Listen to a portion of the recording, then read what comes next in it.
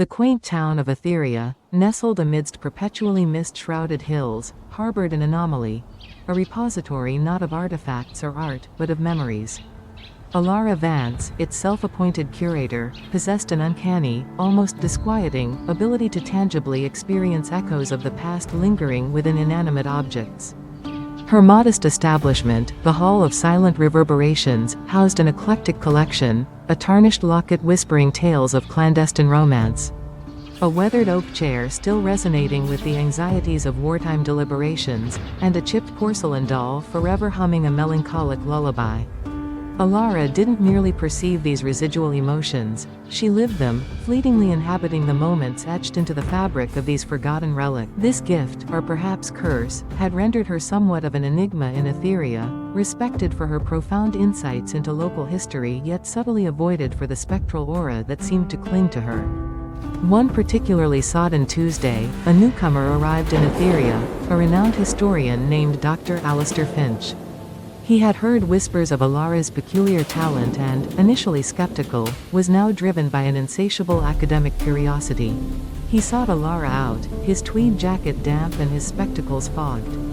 "Ms. Vance," he began, his voice a crisp counterpoint to the hall's hushed ambiance, "I understand you possess a unique connection to the past." Elara, her eyes the color of twilight, regarded him with a knowing gaze. "The past is never truly gone, Dr. Finch.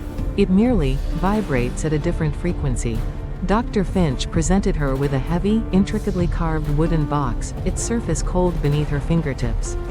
It had been unearthed from the ruins of the old Blackwood Manor, a place steeped in local lore and tragedy.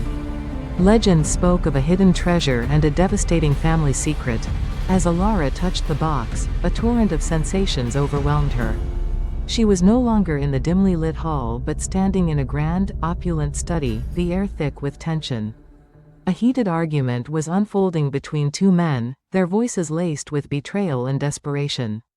One, gaunt and wild-eyed, clutched a letter, while the other, his face contorted with rage, brandished a small, ornate key. The scene shifted rapidly. A woman weeping silently by a rain-streaked window, the frantic rustling of papers being concealed, and finally, a chilling silence punctuated only by the rhythmic tick-tock of a grandfather clock.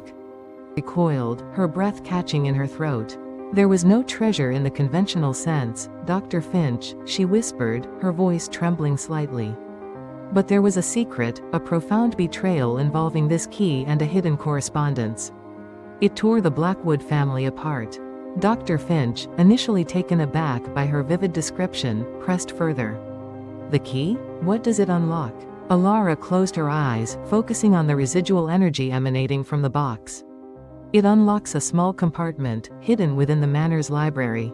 The letters, they detail a clandestine affair and a disputed inheritance. The wild-eyed man was unjustly disinherited, and the letter, it was his proof."